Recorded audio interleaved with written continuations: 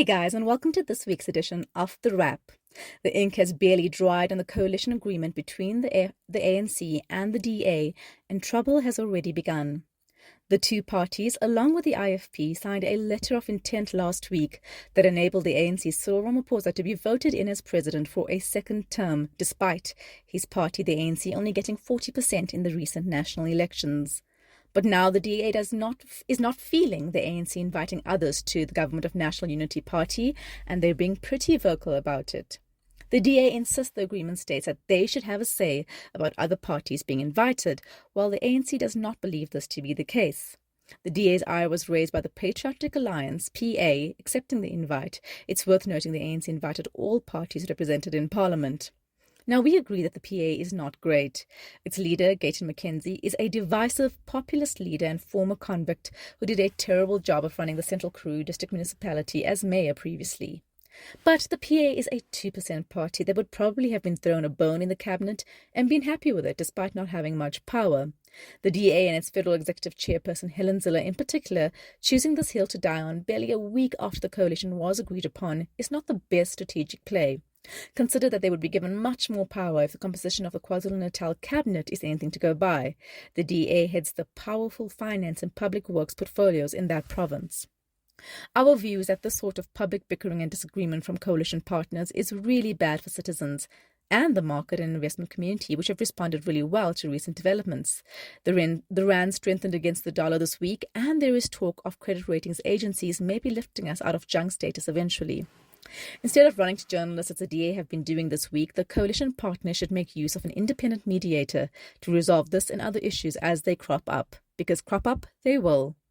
Otherwise, the ANC should consider going back to a minimal confidence and supply arrangement, with the DA given control of Parliament in exchange for the ANC running cabinet as they see fit.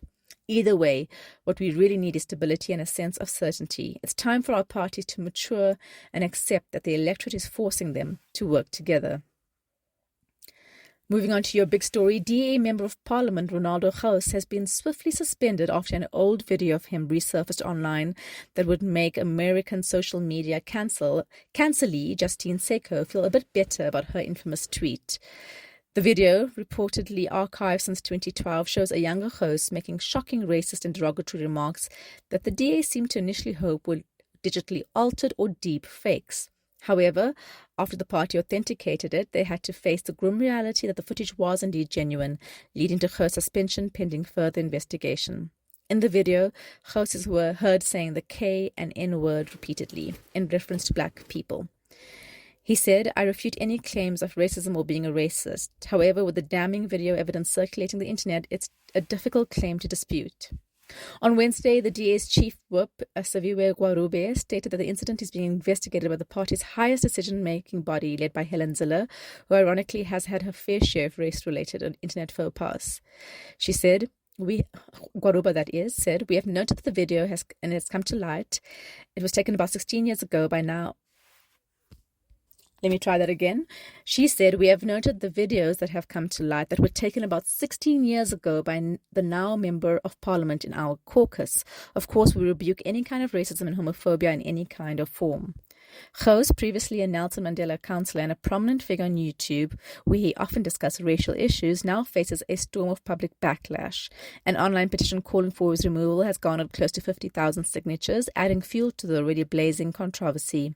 In response, Gous expressed regret for his past remarks, attributing them to youthful naivety and an ill-advised attempt at humour. However, the damage seems irreparable as legal proceedings loom, including potential action from the South African Human Rights Commission. We're not too sure if Gous was young and stupid, and if that excuse will suffice to navigate him through the storm of public outrage. It goes without saying that this is not the best way to start a parliamentary career. Gous has been an MP for roughly a week before this controversy erupted, marking what might be one of the shortest-lived political careers in recent memory. Moving on, Ramaphosa was inaugurated yesterday at a union-building ceremony that left South Africans with all the patriotic feels. There was an inspiring speech about coming together. There were accomplished black female pilots flying jets, and there was even Vicky Sampson waving a giant South African flag and singing My African Dream, her Mandela-era hit, making us believe the Rainbow Nation may just triumph after all. This will be Ramaphosa's second term as President of the Republic and leader of the 7th administration. Here are some of the key moments of the day. The ceremony kicked off as usual with interfaith prayers by Christian, Hindu, Islam, Jewish and African faith leaders. This was particularly poignant given the ongoing crisis in Gaza and religious enmity across the world. As one popular tweet put it, which other country has Christian, Hindu, Muslim, Jewish and African traditional prayers ahead of their presidential inauguration? The level of multiculturalism and interfaith diversity in South Africa is a beautiful thing. We must protect it. There were loads of dignitaries in attendance, but we're not feeling Zimbabwean ambassador to South Africa, David Hamanzripi. He hailed South Africa's opposition parties for respecting electoral outcomes, claiming Zimbabwean opposition parties made allegations instead of following the law. This was such a blatantly false and politically loaded point.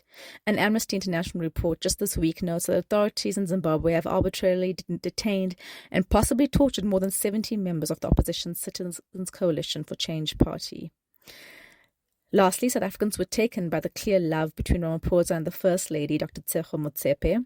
After being sworn into office, the president kissed his wife before sitting down, and she said a few words to him that seemed to make him blush. This prompted a guessing game over what was said across social media, radio station call-ins, and more. Unfortunately, Dr. Motsepe, who has been married to Ramaphosa for over 27 years, also faced vitriolic comments on social media over her appearance, with one user saying that Motsepe looked old enough to be the president's mother. They are both 71 years old. Motsepe also happens to be a highly accomplished medical doctor, businesswoman, and philanthropist with a master's degree from Harvard School of Public Health, and we think she looked just beautiful at the inauguration. Notable in their absence at the inauguration were EFF members of parliament who instead chose to support their commander-in-chief, Julius Malema, at his firearm discharge case at the East London Magistrates Court in the Eastern Cape. Malema faces charges of discharging a firearm, a rifle, at the EFF's 5th birthday celebration in the Eastern Cape in 2018. Unsurprisingly, former President Jacob Zuma's Umkhonto weSizwe party boycotted the inauguration. Now the real work begins as we wait for President Cupcake to announce his cabinet. The Constitution of South Africa does not give the president a timeline for executive appointments, but we hope it's soon. Curiosity is killing us. Stay tuned to the movie that is South Africa. Moving on to some media news, the ink has dried on the final editions of some of South Africa's most beloved newspapers. Media giant Media24 has announced the closure of 5 print newspapers, transitioning 3 of them to digital-only formats and cutting 400 jobs as a result. Beeld, Rapport, City Press, Daily Sun and Sokolo Duma are among the newspapers that will no longer grace your breakfast table in their traditional print form from 30th of September. Rapport and City Press will now be housed on Netwerk and Netwerk 24 and News 24 respectively, while Daily Sun will continue its journey as a standalone free e-news site. Between 2000 and today, over the past 24 years, these newspaper circulation has plummeted. Rapport from around 335,000 copies to 60,000, City Press from 233,000 copies to 14,000, and Beeld from 100,000 copies to 20,000. Besides the 400 axed jobs, an additional 400 positions will transfer to Novus Holdings with the sale of Media24's community newspaper portfolio and media logistics operation. The consequence of shrinking newsrooms extend beyond job losses, however. A reduced workforce means fewer stories get covered, and critical local stories might fall through the cracks. Plus, media diversity suffers. Local news behemoth News24 will essentially absorb all these various titles with their once unique voices, audiences, and takes on society, and that's bad for democracy. The South African National Editors Forum also noted that the survival of these entities is crucial for holding power to account. Independent and community media are now more important than ever. Thanks for supporting us in our independent media efforts. Here's to a plurality of media voices and spaces. On to some other crazy news. In a tale that sounds more like a Hollywood drama than real life, the United Democratic Movement Deputy President MP Kwankwa found himself the star of an unexpected adventure on Tuesday. Kwankwa, fresh from a haircut, was en route to the airport to travel to Pretoria for President Ramaphosa's inauguration when he was abducted by armed men in drift sands in Fuleni. It's worth noting he has something of an online fan club thanks to his dashing looks. One can only imagine the scene, the debonair Kwankwa with his freshly trimmed hair suddenly in the clutches of armed men. Apparently not up to date on their political figures, the kidnappers first attempted to withdraw money from an ATM with Kwankwa in tow. This plan was quickly foiled by the presence of security personnel, forcing the kidnappers to go for a more straightforward approach, a ransom demand. UDM leader Bantu Holomisa confirmed the incident, stating that 10,000 rand was demanded and promptly paid to secure Kwankwa's release. The kidnappers used Kwankwa's cell phone to make the ransom demand, which the UDM was quick to pay following threats from the kidnappers that, if you delay, you will find him in a mortuary, according to Holomisa. Holomisa added, "We're happy at least that he's alive. We have saved his life quickly because anything could have happened. We didn't want to get involved in delaying paying this amount of money." Holomisa added the kidnappers also took his car and all his belongings. Police spokesperson Brigadier Novella Potalwa confirmed that the Western Cape Anti-Kidnapping Multidisciplinary Task Team is investigating the incident. Now the focus is on bringing the perpetrators to justice and ensuring our politicians can travel without starring in their own action movies. Moving on to some health news, our beloved Mzansi is grappling with a shortage of vital diabetes devices and insulin pens, and the culprit is as surprising as it is frustrating: the booming demand for weight loss drugs. Novo Nordisk, the Danish pharmaceutical giant that has been supplying South Africa with insulin pens for over a decade, decided not to renew its contract last month, leaving our public health system scrambling. No other company has stepped up to bid for the 14 million pens needed over the next 3 years. Instead, Novo Nordisk is prioritizing its more lucrative weight loss drugs, Ozempic and Wegovy, which use similar delivery devices. Now let's talk about these weight loss drugs for a moment. You might have heard of Ozempic and Wegovy, especially if you follow the latest celebrity trends. These drugs are flying off the shelves faster than a Black Friday sale, thanks to their appetite-suppressing magic. But here's the kicker. A month's supply of Ozempic in the US costs about $1,000 compared to around $2 per insulin pen. So it's no wonder Novo Nordisk is focusing on the more profitable option. Celebrities, of course, are leading the charge in this weight loss frenzy. Social media is abuzz with tales of stars shedding pounds thanks to these diabetic medications. Khloe Kardashian and Oprah Winfrey are among the many A-listers accused of dabbling with these miracle drugs. But while they flaunt their slimmer physiques, diabetes patients are left scrambling for alternatives. For those of us not walking the red carpet, the shift from insulin pens to vials and syringes is more than just an inconvenience. It's a potential health risk. Doctors Without Borders has warned that transitioning from insulin pens to vials and syringes can have major consequences for patients. Insulin pens are preferred for their ease of use and precision, essential for managing a condition as tricky as diabetes. Diabetes patients are now tasked with having to measure their insulin dosages themselves multiple times a day instead of simply clicking a pen, increasing the risk of an overdose or underdose significantly. The National Department of Health in South Africa has instructed clinicians to reserve the remaining pen stock for those who will struggle most with vials and syringes, such as small children, the elderly, and the visually impaired. The health department is working on securing alternative supplies, but this takes time. And this is while diabetes is a leading cause of death in South Africa, and managing it effectively is crucial. In the battle between waistlines and well-being, South Africa's insulin pen shortage should remind us that health should always trump trends. Moving on to academia, it seems the ghosts of Stellenbosch University, SU's past, have finally come back to haunt one of its oldest and most controversial residences. Wilgenhof residence is set to be closed following months of digging, metaphorically and perhaps literally, by an expert panel, culminating in a 151-page report. The decision, announced last week, comes after a routine residence check in January, uncovering disturbing items in 2 weeks at Wilgenhof. These included used condoms, crude drawings of sexually explicit initiation acts, as well as costumes and hoods reminiscent of an executioner or the infamous Ku Klux Klan. The paraphernalia is linked to the Nachtligte, an unofficial disciplinary committee dating back over 100 years that was notorious for its brutal initiation rituals. Photos and records discovered in the 2 rooms show that the Nachtligte was active as recently as 2021. These items painted a grim picture of a culture steeped in white supremacy and abusive practices, not exactly the kind of memorabilia you'd want in your university scrapbook.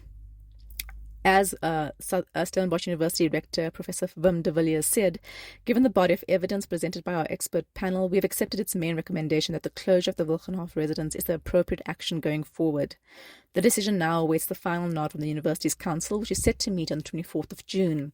If approved, Wilgenhof will shut its doors at the end of the academic year, paving the way for a fresh start in 2025. The panel, which included an experienced advocate from the Cape Bar, also recommended repurposing the building to align with the university's values of inclusivity and transformation, with mention of a co-ed residence being established. The Wilgenhof Alumni Association has labelled the closure a serious mistake, arguing that the residence's traditions have been misunderstood. They are pushing for dialogue and debate over closure. However, other former Wilgenhof residents, as well as current students and staff, see the closure as a necessary step towards genuine transformation. We can't help but agree. Finally, Arrest Dragons and Unlikely Heroes, your midweek entertainment roundup. Now, while we may not be as notorious as Lady Whistledown and certainly not as dull as Cressida Cowper, we're here to serve you a piping hot midweek wrap of entertainment news from around the globe.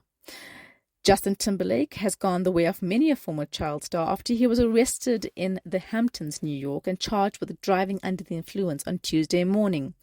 To add salt to the proverbial wound and prove how far JT has fallen, the arresting officer reportedly did not recognize who he was.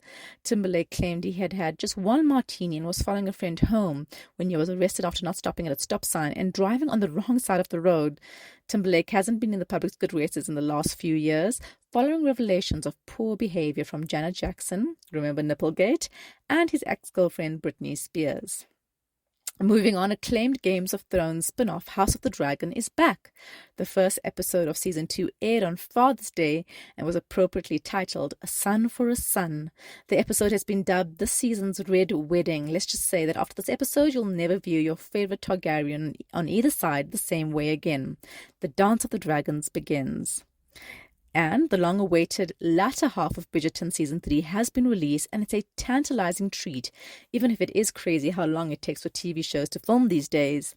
The members of the Ton return, and you can expect a whirlwind of weddings, betrayals, and a twist that will leave you on the edge of your seat. We've said too much already, but it's worth the wait. And The Boys is back with its 4th season. If you've never watched this Amazon Prime show, it's a dark comedy about a world where superheroes are not necessarily the good guys. It follows a group of vigilantes fed up with superheroes abusing their powers. In this world, superheroes or supes are treated like celebrities and work for a big corporation that makes money off them. But here's the thing, most of these supes are pretty terrible people who only care about themselves. They're arrogant, selfish, and corrupt. Remind you of anyone? And that's where the vigilantes come in. They determine to take down these superheroes and show them that they're not above the law. So which one are you most excited about watching? Let us know. That's it from us at The Wrap, an award-winning product of Explain.coza, simple news summaries for busy people. The Wrap is sponsored by Explain's agency division. We specialize in content marketing for purpose-driven organizations, often with a pan-African reach. Mail info at Explain.coza for a quote. Remember to share the love. Tell your friends to sign up by going to Explain.coza/subscribe. Till next time, goodbye from the team.